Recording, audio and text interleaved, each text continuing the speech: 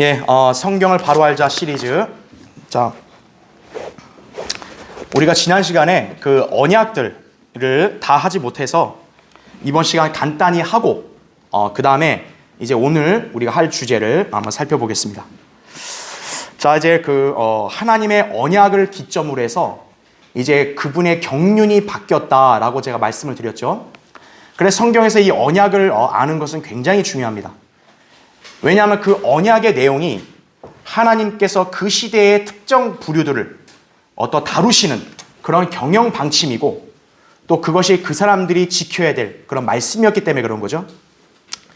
자, 이제 약속 시대까지 끝냈습니다. 아브라함과 이삭, 야곱, 이제 그 히브리인들 그 가족들을 있던 시대가 약속 시대였고, 자, 그러다가 이제 이스라엘이 이제 한 민족으로 이제 태동을 하죠.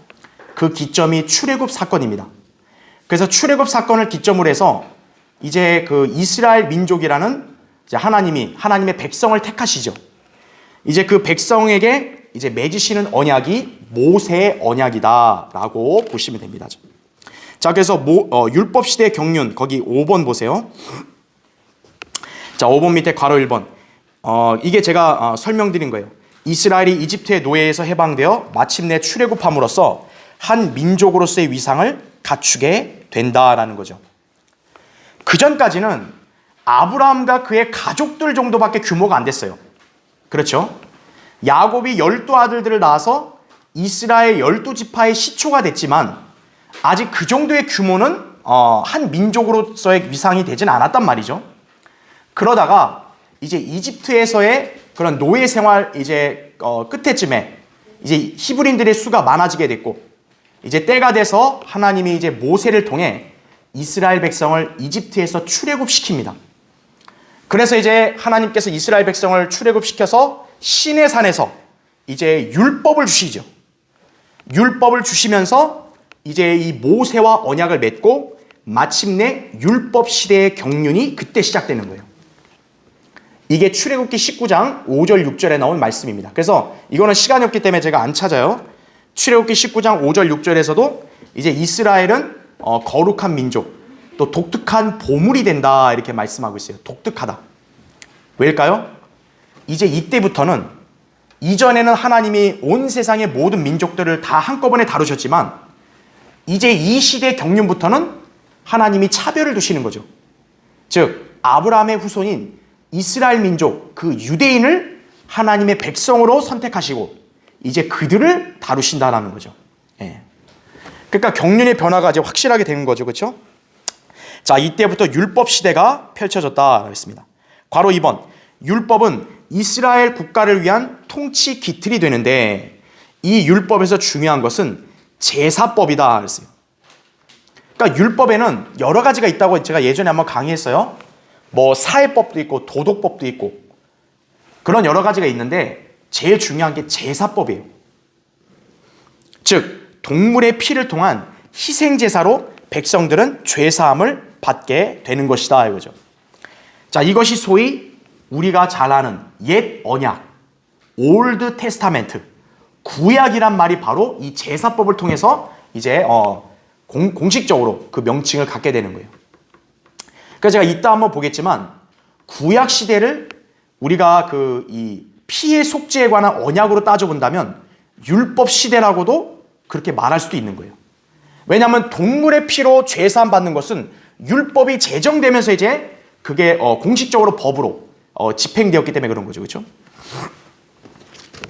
자, 그래서 모세와의 언약을 맺은 이 시점에 이제 우리가 아는 올드 테스타멘트, 구약이 어떻게 보면 공식적으로 제정이 된 거죠. 그래서 이제 이 시대부터는 유대인들이 동물의 피로 죄 용서함을 받는 그런 속죄 그런 효력이 이때 나타나는 거죠. 물론 이제 그 전에도 동물의 피로 이렇게 희생제사 드리는 건 있었어요. 율법 이전에도 아벨이 그랬잖아요. 아담의 아들인 아벨도 그랬잖아요. 하지만 이제 그 제사법으로 딱 그렇게 제정이 된 것은 이제 율법 시대 그때부터다 보시면 되죠. 자, 그래서 이제 그런 언약이 포함됐고, 괄호 3번 보세요. 모세 언약에는 자, 어떤 내용이 있냐? 땅과 연관된 내용이 있습니다. 여러분이 기억해야 될 게요. 아브라함과 언약을 맺을 때부터 이미 하나님은 아브라함과 그의 씨에게 뭘 약속했어요? 땅을 약속한 거예요. 그러니까 이거는 불변하는 법칙인 거예요. 하나님은 어떻게든 아브라함과 무조건적으로 약속했기 때문에 이스라엘 백성에게 땅을 줘야 돼요. 그래서 이제 하나님은 그 언약을 이행하시려고 이스라엘을 이집트에서 데리고 나오신 거예요. 그럼 이스라엘을 데리고 나와서 이제 어디로 가는 거예요? 하나님이 약속한 가나안 땅으로 이제 그들을 데려가려고 하시는 거예요. 예. 자, 그런데 여기서 중요한 것은 아브라함과 언약을 맺을 때는요, 특징이 뭐냐면 무조건적이었어요. 그냥 네 씨 복 주고 내가 네 후손들 땅 준다. 조건이 따로 없어요. 그냥 하나님이 그렇게 해준다 그랬어요. 근데 모세의 언약에서는 이게 조건으로 약간 바뀝니다. 즉 뭐냐면 이스라엘이 율법을 준수하면 하나님이 준 약속의 땅에서 번성하는 거예요. 가나안 땅에서 번성하는 거고, 만약 이스라엘이 가나안 땅에서 범죄를 하면 어떻게 돼요? 하나님께 반역하고 범죄하면 그 땅에서 쫓겨난다라는 거예요. 그러니까 아브라함의 언약과 모세 언약의 다른 점은 바로 조건이 붙었다는 거죠. 왜 조건이 붙을 수밖에 없어요? 율법이 주어지니까. 율법은 믿음이 아니라 뭐예요? 율법은 행위가 필요한 거니까. 그래서 모세 언약 때는 이스라엘 백성이 그 땅을 하나님이 주시지만 그 땅에서 번성하려면 율법을 잘 지켜야 되는 거고, 율법을 무시하고 하나님께 반역하면 어때요? 땅에서 쫓겨난다라는 거죠. 자, 그러면 여러분 보세요. 이스라엘 백성이 실제로 약속의 땅에서 쫓겨났죠. 범죄에서. 그러면 아브라함의 언약이 어떻게 보면 무효가 되는 거 아니에요. 그렇죠. 하나님은 아브라함과 언약 맺을 때 무조건적으로 그들에게 땅 준다 했잖아요. 근데 갑자기 모세 언약 맺으면서 니네 율법 안 어기고 불복종하면 내쫓는다 그랬잖아요. 그래서 이스라엘 실제 쫓겨났잖아요. 그럼 하나님이 아브라함과 언약을 결국 이행 안 하신 게 되잖아요. 결국에는. 그래서 모세 언약에는 쫓겨난다는 그런 내용도 있지만 더 중요한 게 뭐냐? 그들이 회개하면 그 땅으로 다시 돌아가서 회복된다라는 내용까지 있는 거예요. 그래서 모세 언약에는. 그게 신명기 28장부터 30장까지의 내용입니다. 그래서요, 사실 신명기 28장부터 30장은 바로 율법 시대 이스라엘 백성, 또 그리고 이거는 앞으로도 이스라엘 유대인에게 해당되는 말씀인 거예요. 그러니까 유대인들이 하나님 명령을 잘 지키고 행하면 하나님이 그 땅에서 아주 번성해서 잘 살게 하는 거고, 하나님 명령에 불순종하면 어때요? 하나님이 그 땅에서 쫓아버려요. 근데 그 사람들이 쫓겨났다가 이제 자기들의 상태를 알고 회개하잖아요. 그럼 어때요? 하나님은 다시 그들을 회복시킨다라는 내용까지 포함되어 있는 거예요. 그래서 하나님이 이스라엘을 영원토록 버렸다. 이거는 거짓 교리가 되는 거예요. 그래서요. 성경의 예언에는 이스라엘이 회개하여 회복한다는 예언까지 같이 있는 거예요. 그래서요. 그래서 하나님이 이스라엘 회복시키는 것은 결코 잘못된 게 아닌 거예요. 하나님은 모세 언약도 신실하게 행하셔서 그들을 징계하셨고, 하지만 아브라함 언약도 맺으셨기 때문에 회개하면 다시 회복해서 땅을 주시는 거고, 하나님의 언약 지키는 거에 대해서는 하나도 오점이 없는 거예요. 예, 그걸 여러분이 기억하셔야 합니다. 자, 그래서 신명기 28장부터 30장을 소위 이제 신학자들은 팔레스타인 언약이라고 말을 또 별도로 해요. 그러니까 뭐냐면 그게 팔레스타인 땅과 연관되어 있다라고 해서 학자들이 만들어낸 용어지만 사실은 그 용어 자체도 이미 모세 언약 안에 포함되어 있는 거예요. 그러니까 여러분은 그냥 학자들이 그렇게 얘기한다라고만 알고 계시고, 이때는 모세 언약으로 율법 시대의 경륜이다, 다 포함됐다, 그렇게 보시면 됩니다. 자, 괄호 4번. 한편 율법 시대의 경륜에서는 다윗의 언약도 체결된다 하겠습니다. 자, 제가 지난주에도 한번 간단히 언급했죠. 율법 시대의 경륜이 안에서 언약을 맺으면 경륜이 바뀌냐? 대부분 그랬지만 꼭 그렇지는 않다 그랬어요. 바로 다윗이에요. 하나님은 다윗과 또 언약을 맺었거든요. 그렇다고 해서 율법 시대가 끝난 게 아니라는 거예요. 왜 안 끝났다 그랬죠? 다윗과 언약을 맺은 것은 그 당대에 해당되는 게 아니라 앞으로 미래에 있을 일이라는 거죠. 그거는. 그러니까 미래에 있을 예언이기 때문에 다윗과 언약을 맺었다 해서 하나님의 경륜이 바뀔 필요는 없는 거예요. 그럼 다윗과의 언약은 뭘까요? 바로 왕권이죠. 왕의 보좌. 이스라엘을 다스리고 영원토록 통치할. 왜냐하면 이스라엘은 하나님이 택한 백성 아니에요. 신정 통치를 해야 되잖아요. 그 신정 통치를 할 때 하나님이 왕을 임명하시잖아요. 그 왕은 바로 다윗의 씨에서 나오게 한다라는 거죠. 그러니까 결국 이 다윗의 언약도 이스라엘과 연관된 율법 시대의 경륜과도 다 연관되어 있는 거예요. 그래서 경륜이 바뀌질 않는 거예요. 언약이 별도로 나왔어도. 그렇게만 여러분이 알고 계시면 된다라는 거죠. 자, 메시아의 왕국은 장차 천년 왕국이죠. 다윗의 씨에서 나올 사람은 메시아다 이거죠. 그러니까 메시아는요, 무슨 뭐 시몬 지파, 루벤 지파 이런 데서 나오는 게 아니에요. 유다 지파, 그 중에서 다윗의 후손에서 나오는 거예요. 그게 바로 다윗의 언약이다라는 것이죠. 그래서 그 메시아께서 영원히 통치하실 것이다 이거죠. 그러니까 이거는 다윗 당대에 해당되는 게 아니라는 거예요. 그래서 경륜이 바뀐 게 아니라는 거죠. 그러니까 여러분 그렇게만 이해하시면 됩니다. 자, 여섯 번째. 이제는 교회 시대의 경륜이 새로 나옵니다. 자, 근데 여기서 특이사항이 있어요. 교회 시대의 경륜은 왕국과의 그 언약이 아니에요. 여러분이 기억해야 될 게 교회는 물리적인 왕국, 어떤 그런 땅의 백성이 아닙니다. 교회는 하늘에 속한 영적 백성이에요.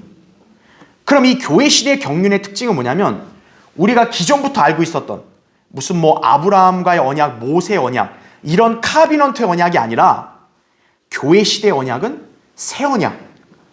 우리가 처음에 배웠던 바로 피의 구속, 예수 그리스도의 죽음으로 맺어지는 새 언약. 그 언약을 기점으로 해서 교회 시대가 생겼다라고만 여러분이 알고 계시면 돼요.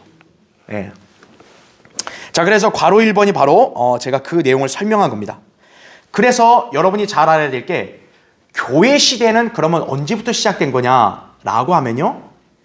예수 그리스도가 십자가에서 피 흘려 죽으셨을 때부터가 교회 시대 경륜이 시작되는 거예요.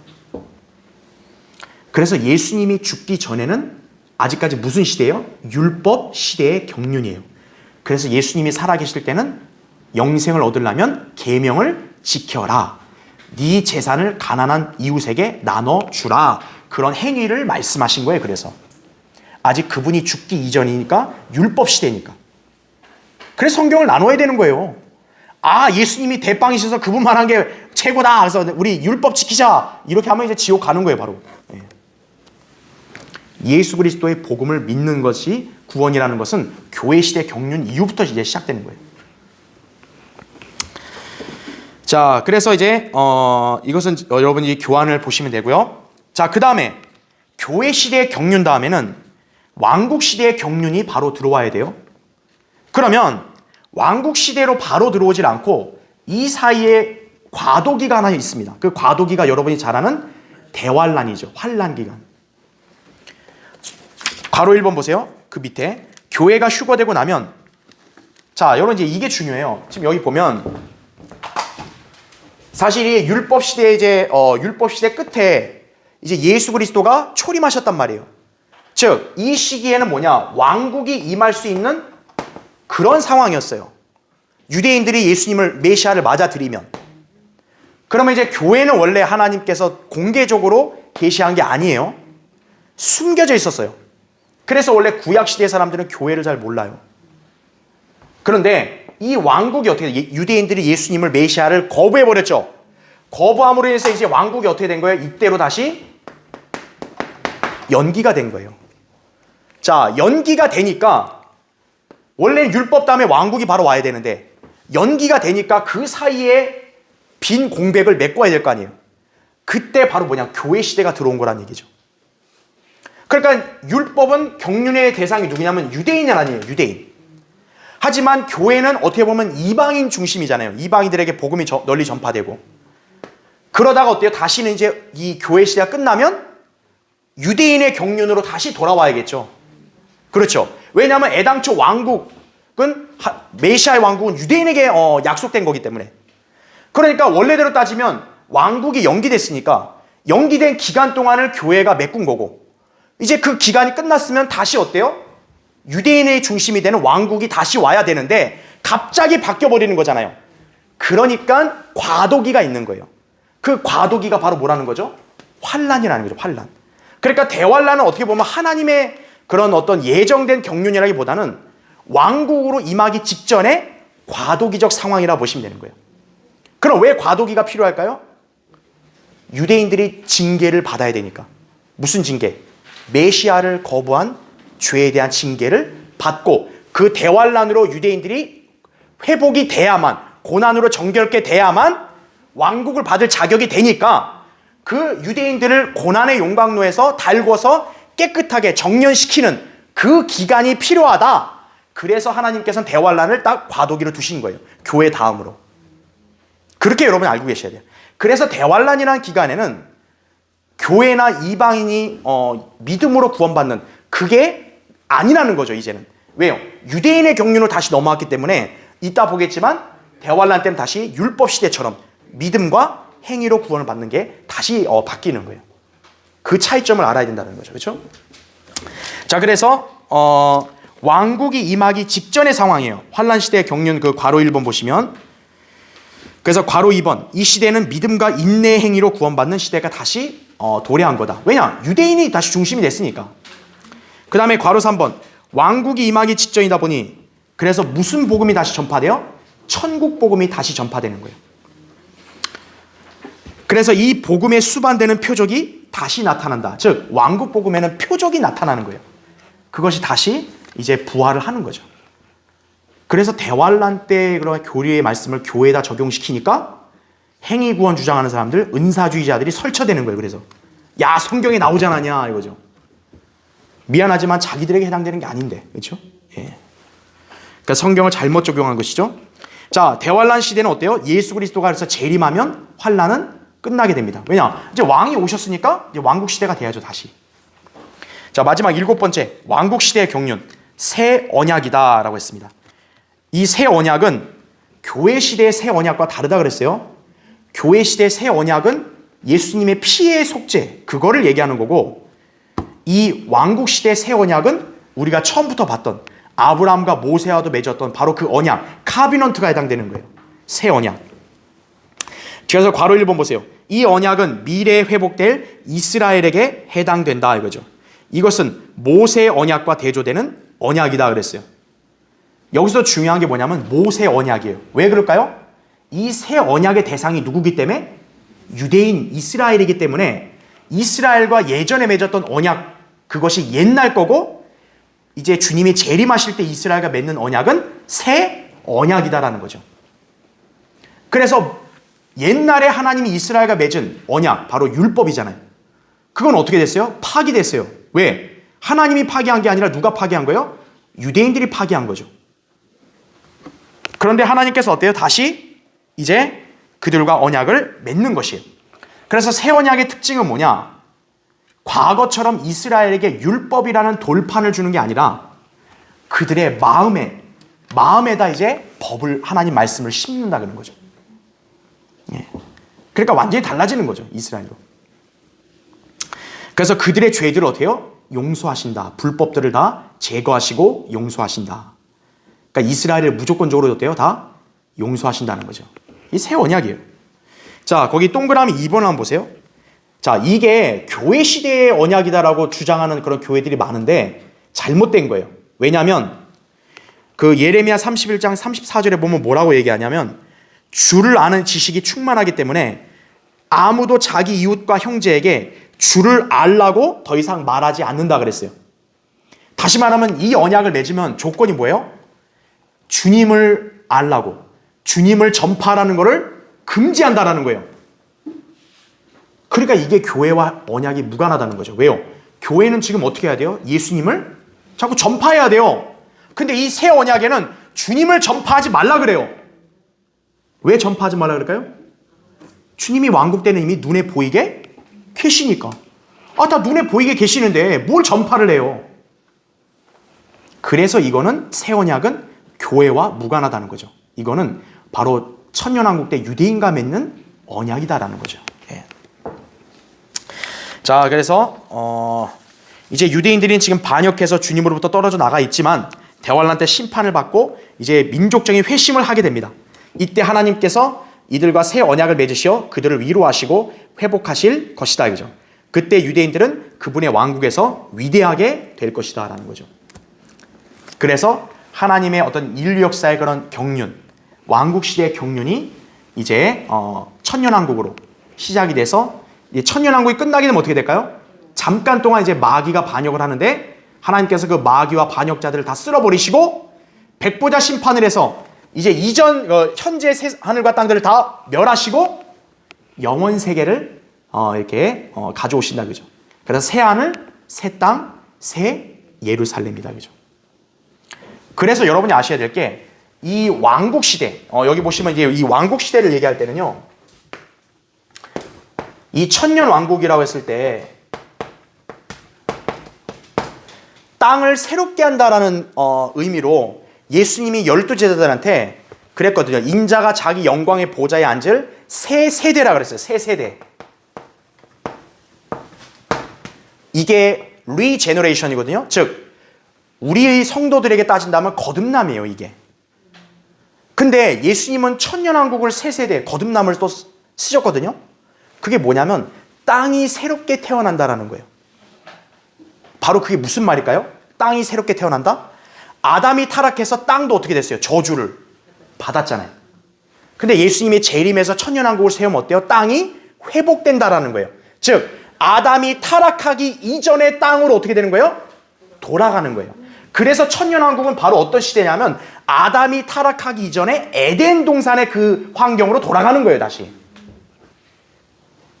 바로 그거예요. 그래서 예수님이 천년왕국을 새 세대라고 말한 이유가 뭐냐면 다시 태어난다. 땅이 새롭게 태어난다라고 말씀한 거예요. 바로 이게 천년왕국이 새 세대라는 거죠. 그러니까 이거를 오해하면 안 돼요. 성도가 거듭나는 것도 새 세대. 맞아요. 근데 우리의 영적 거듭남과 별도로 예수님이 말씀하신 것은 땅이 새롭게 되는 것. 천년왕국이다 이거죠. 바로 에덴 동산 이전과 같은 땅으로 회복된다라는 것이. 자, 그러면 천년왕국 이전은 이후는 어떻게 될까요? 영원 시대는? 영원 시대는 어떻게 돼요? 새 하늘, 새 땅, 새 예루살렘 생겨서 그때 이제 하나님께서 온 우주까지 가득 채우죠. 바로 하나님이 애초에 갖고 있던 계획. 창세기 1장 1절 이전의 상태가 바로 영원 시대인 거예요. 그래서. 그러니까 성경을 어떻게 되는 거예요? 무한히 순환한 책이에요. 그래서. 그러니까 천년왕국은 에덴 동산으로 되는 거고 새 예루살렘, 새 땅, 새 하늘 있는 그 영원 시대는 뭐예요? 창세기 1장 1절 이전에 바로 그 영원으로 이제 하나님이 다시 돌아가는 거예요. 예. 그러니까 하나님의 원래 계획은 뭐예요? 하나님의 피조물들로 온 우주를 가득 채우는 게 목적이었어요. 근데 그게 실패했던 게 루시퍼, 사탄이 반역을 하는 바람에 어그러진 거죠. 그래서 아담과 언약 맺었는데 또 어그러지고 결국 그걸 누가 회복시키는 거예요? 예수 그리스도가 회복시키는 거예요. 그래서 다시 하나님의 원대한 계획을 이제 다시 이루시는 거예요. 바로 천년왕국 이제 이후부터는. 성경이 순환하는 거예요. 그래서 계시록 22장과 창세기 1장도 연관이 많은 거예요. 예. 바로 그런 거예요. 예. 그러니까 여러분 그걸 잘 기억하셔야 합니다. 자, 그래서 성경에서 시대가 철저하게 나눠지는 것은 그분의 통치 계획에 따른 것이었다라고 했습니다. 이 왕국에 관한 경륜의 기반은 바로 언약이다라고 해서 공부하는 것이에요. 자, 그래서 일단 이건 여기까지 하고요. 자, 그 다음에 이제 우리 오늘 경륜에 따른 구원의 방법들 보겠습니다. 자, 제가 이 교환은 여러분들에게 예전에도 설명했던 내용이고요. 그리고 혹시 이제 우리 유튜브 보시는 분들한테는 제가 말씀드리는 게 제가 오늘 한 강의, 지난주에 한 거, 그리고 오늘 하는 것도 사실 2020년 7월 말부터 해서 제가 세대적 진리에서 더 자세히 강의를 했어요. 그러니까 유튜브 보신 분들은 이제 그걸 좀 더 자세히 보시면 되고 저는 일단 여기서는 성경 공부하는 데 있어서 이렇게 필요한 내용들만 제가 보는 거니까 여기서는 간단하게 하고 넘어가는 것이에요. 자, 여러분들은 이제 나중에 교환을 참고를 하시면 됩니다. 자, 이제 오늘 할 주제는 뭐였냐면 구원의 방법이에요. 구원의 방법. 이거 관심사죠. 왜요? 수많은 교회들이 구원의 방법으로 장난치고 있기 때문에 그런 거예요. 이쪽 교회 가면 행위로 열심히 하라, 열심히. 죽을 때까지 열심히 하라 이거죠. 또 죽으면 어떻게 됩니까? 죽어봐야 알지 그때는. 그런 거죠. 그 사람들도 몰라요. 어떤 교회는 하나님은 태초 이전에 형제님을 택하셨습니다. 형제님은 이미 구원받기로 예정됐습니다. 이거예요. 근데 그 사람이 장로교회를 나가버려요. 그럼 어떻게 돼요? 저 사람은 애초에 택함 받은 사람이 아니었습니다. 더 말이 바뀌는 거예요. 예. 그 장난치는 거죠. 또는 성령의 은사를 받아야 된다. 방언을 해야 된다. 이게 구원이다. 그렇게 가르치는 그런 사람들도 있다는 거죠.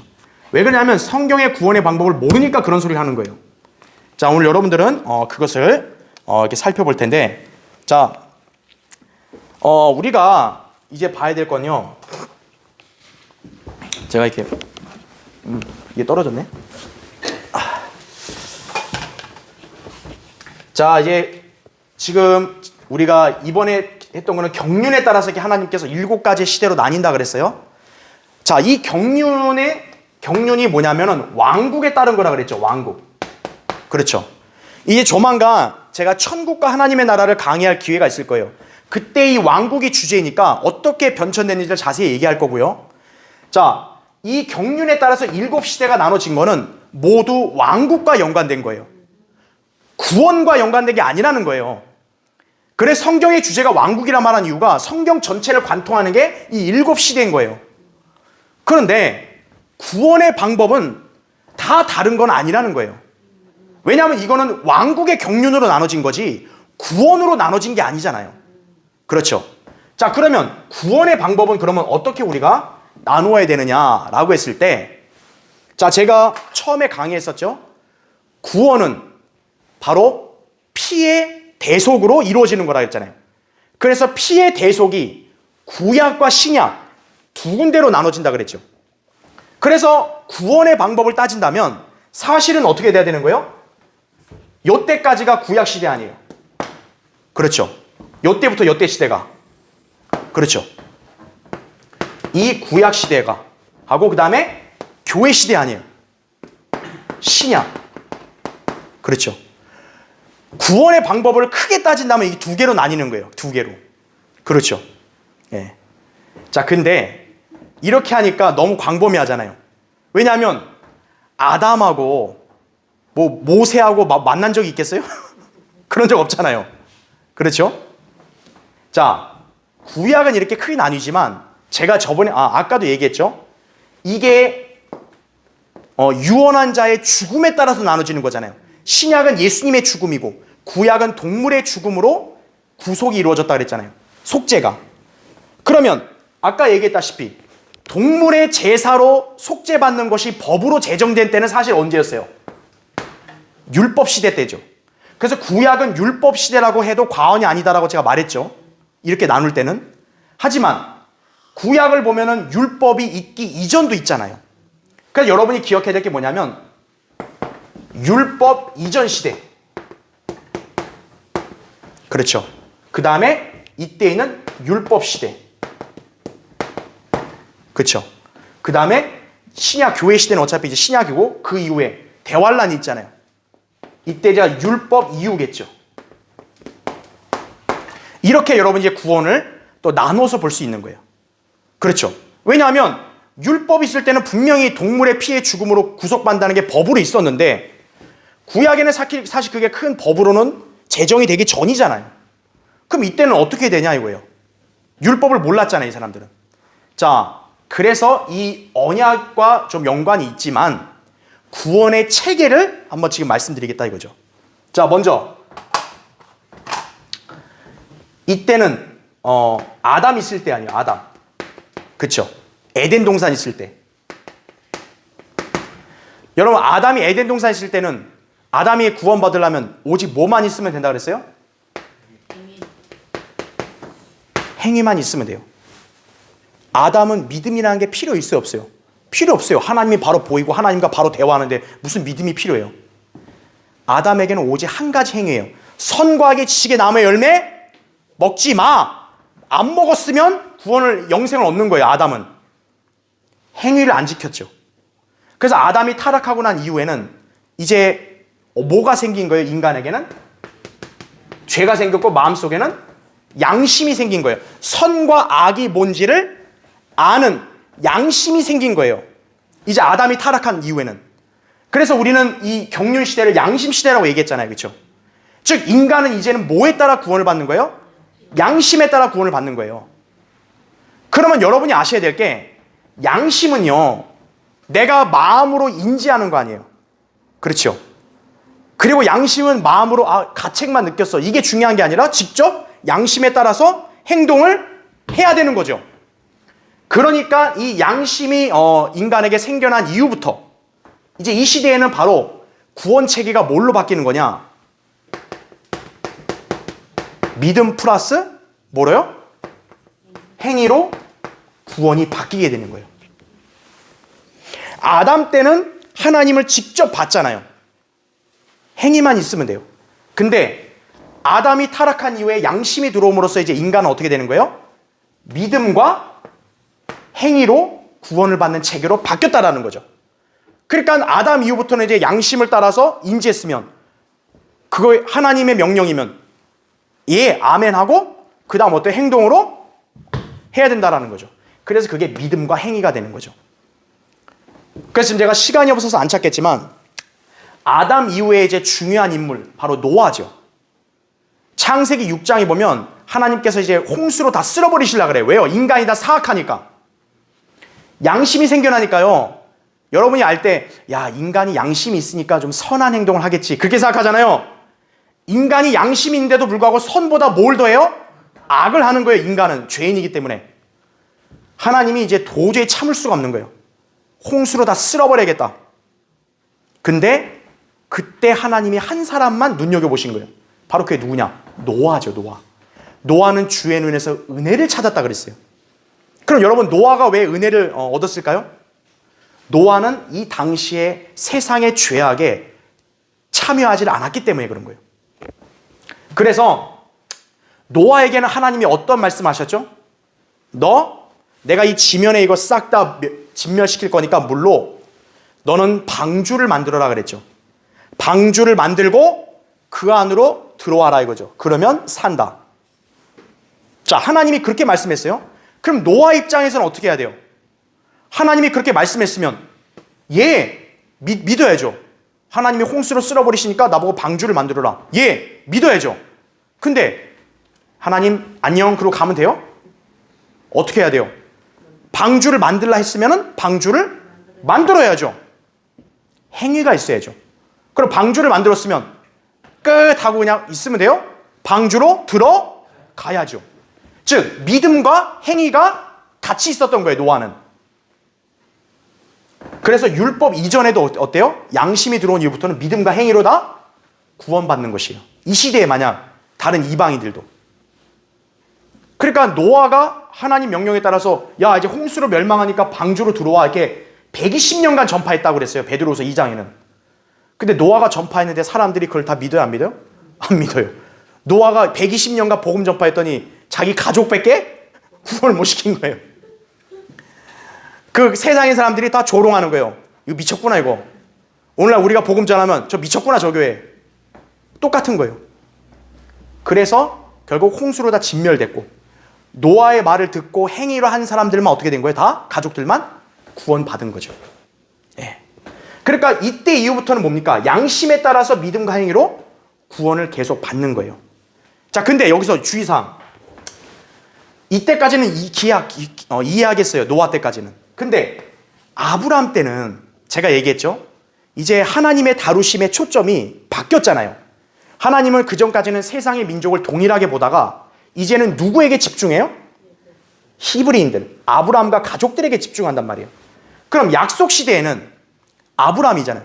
여러분 아브라함은 어떻게 구원받았을까요? 여러분들이 만약 아브라함이 우리처럼 믿음으로 구원받았습니다. 그러면 여러분 틀린 거예요. 아브라함은 분명 하나님의 택하심으로 말미암아 은혜를 받은 건 맞아요. 그렇지만 아브라함은 단순히 믿음만으로 의롭게 된 건 아니에요. 아브라함도 역시 뭐예요? 아브라함도 믿음과 행위가 있었기 때문에 그런 거예요. 대표적으로 믿음은 언제예요? 창세기 15장에 너 밖으로 나와라. 하늘의 별들을 봐라. 별 많지? 네 씨가 그렇게 될 거다. 세상에 주님, 저는 아들 한 명도 없는데. 하지만 아브라함은 어때요? 그 약속을 그대로 믿었죠. 그게 바로 믿음이에요. 그러면 그때 하나님은 그 믿음을 의라고 인정해 줬지만 의롭다는 입증이 안 된 거예요. 그래서 하나님은 아브라함을 시험하죠. 바로 행위로 시험할 때는 언제냐? 창세기 22장이죠. 네 아들 이삭을 나한테 바쳐라 이거죠. 제물로. 아브라함이 이삭을 얼마나 사랑하는데 하나님이 약속해놓고 이제 와서 죽이라고요? 싫은데요? 그럼 어떻게 되는 거예요? 아브라함의 믿음은 의롭다는 게 입증이 안 되는 거예요. 근데 아브라함은 어때요? 행위로 그것을 입증을 했죠. 결국 아브라함의 구원도 어떻게 된 거예요? 믿음과 행위로 된 거예요. 그럼 신약 성경에서는 뭘 얘기한 거냐면 우리 그리스도인들이 믿음으로 의롭게 됐다라는 거를 아브라함의 믿음과 비교해서 설명한 거예요. 아브라함도 믿음이 의로 인정받은 것을 그대로 믿어서 됐듯이 우리 신약 교회 그리스도인들도 예수 그리스도를 그냥 믿으면 의롭다고 인정받는다 이거죠. 다만 아브라함은 믿음과 행위로서 의롭게 됐지만 우리는 그냥 믿음만으로 의롭게 된다라는 것을 여기서 얘기를 해준 거예요. 자, 그래서 이제 믿음과 행위예요. 율법 시대도 마찬가지로 뭐예요? 믿음과 행위예요. 당연하죠. 율법은 뭡니까? 하나님 말씀을 믿고 율법을 그대로 어떻게 해야 돼요? 지켜서 행해야 돼요. 유대인들이라면 당연히 믿음과 행위로 구원을 받아야 되는 것이에요. 자, 근데 여기서 경륜이 좀 나눠졌죠. 율법은 뭡니까? 유대인들은 이런 체계로 하지만 이방인들은 어떡하냐고요. 이방인들. 그렇죠. 우리 모치님이 잘 얘기하시는데 이방인은 뭐로 심판받아요? 양심으로 심판받아요. 하나님의 다루심이 유대인에게 집중됐지만 하나님이 그렇다고 이방인을 다 지옥 보낸 게 아니라 율법 시대에 이방인들은 어떻게 한 거예요? 양심에 따라서 올바르게 행하면 구원받는 시대가 되는 거예요. 양심 시대라는 거죠. 양심이 이어지는 거예요. 이방인들한테는. 그래서 로마서 2장에 나오죠. 로마서 2장에 뭐라 그래요? 양심이 그들의 마음에 기록된 율법이다라고 말하는 거예요. 그래서 여러분들이 아니 그러면 모세가 있을 때 그럼 이방인들은 어떻게 됩니까? 다 지옥 갑니까? 하나님 안 믿었는데. 그게 아니라 양심으로 그들은 심판을 받는 거예요. 그러니까 율법 시대의 이방인들도 양심에 따라 올바르게 행했으면 이때는 다 구원받는 거예요. 자, 교회 시대는 당연하죠. 오직 믿음으로 말미암아 은혜로 구원을 받는 거예요. 근데 여러분이 알아야 될 게 그럼 교회 시대에 예수 그리스도를 모르는 사람은 어떻게 됩니까? 교회 시대에 예수님 모르는 사람들은 어때요? 양심에 따라서 어때요? 행하면 구원받는 게 아니고 이때는 양심에 따라서 올바르게 행하면 예수 그리스도의 복음을 알 수 있는 기회가 주어진다라는 거예요. 그러니까 신약 시대에는 양심만 중요한 게 아니에요. 양심으로 행위 이게 중요한 게 아니고 누구든지 예수 그리스도를 구주로 믿어야 돼요. 그래야 구원받는 거예요. 그러니까 만약 조선시대에는 그러면 사람들 어떻게 됩니까? 만약 조선시대 사람들이 양심대로 행했다면 하나님은 그들에게 예수 그리스도의 복음을 알게 하셨을 거라는 거죠. 그러면 그들이 그 복음을 믿으면 구원받는 건데 애석하게도 그런 거는 거의 없어요. 예. 하나님을 안 찾았다는 얘기죠. 양심적으로. 예. 그러니까 여러분 그게 차이점이고 그 다음에 대환란 때는 당연히 뭐예요? 아까 얘기했다시피 율법 시대에 이어지는 거니까 믿음과 행위로 대환란 때는 구원받는 거예요. 그러면 천년왕국은 어떻게 될까요? 자, 제가 아까 얘기했죠. 천년왕국이 다시 뭐로 회귀한 거예요? 에덴 동산으로 회귀했다 그랬잖아요. 천년왕국 때는 예수님이 눈에 보여요, 안 보여? 보이죠. 그러니까 천년왕국 때는 믿음이 필요할 수 없어요. 없죠. 천년왕국은 옛날 그 에덴의 아담처럼 뭐로 구원받아요? 행위로 구원받는 거예요. 자, 그러니까 여러분이 체계를 기억하세요. 아담 때는 행위로 구원받았어요. 아담이 타락한 이후에는 양심이 생겨서 그때 이제 세상에 있는 민족들은 양심으로 심판받는 거예요. 그래서 그 이후부터는 믿음과 행위가 있어야 된다는 거죠. 노아나 아브라함처럼 하나님 말씀을 믿는 믿음과 행위로 구원받는 거예요. 율법 시대도 믿음과 행위로 구원받는 거예요. 그러니까 성경에서도 행위 구원이 나오는 이유가 바로 이것 때문에 그러는 거예요. 하지만 교회 시대는 오직 믿음으로만 구원받는다. 근데 대환란은 다시 유대인의 율법 시대가 회복된 거니까 믿음과 행위로 구원받는다. 천년왕국은 행위로 구원받는다. 성경이 다시 또 돌아가는 거죠. 자, 여러분이 그런 경륜의 구원의 방법을 잘 기억하시면 됩니다. 자, 교환의 내용은 여러분 참고하시면 되고요. 다음 시간에 계속하도록 하겠습니다. 예.